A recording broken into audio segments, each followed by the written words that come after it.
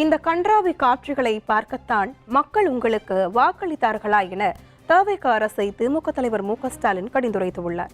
மு.க.ஸ்டாலின் வெளியிட்டுள்ள சமூக வலைதள பதிவில் தவிக ஆட்சி அமைக்க பெரும்பான்மை இல்லாத போது திமுக கூட்டணி கட்சி தலைவர்களிடம் ஒத்துழைப்பு கேட்டதாகவும், நம்பிக்கை வாக்கெடுப்பில் அதிமுகவின் ஓர் அணியை தங்களுக்கு இசைவாக வாக்களிக்க விலை பேசியதாகவும், அமமுக உறுப்பினரை குசுராக வாங்கியதாகவும் குறிப்பிட்டுள்ளார்.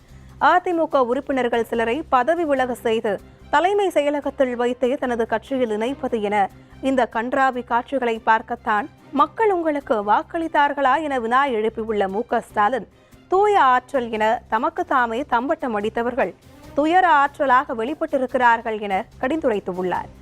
என்டிஏ ஒத்துழைப்பை கோராமல் இருந்தால் மட்டுமே ஒத்துழைப்பு என சொல்லி மடலளித்துவிட்டு இப்போது நடக்கும் காட்சிகளை அமைச்சரவையில் இருந்து சுவைத்து விசிலடிக்கும் காங்கிரசின் போலி பாஜக எதிர்ப்பும் பல்லளிக்கிறது எனவும் மு.க.ஸ்டாலின் கடிந்துரைத்துள்ளார்.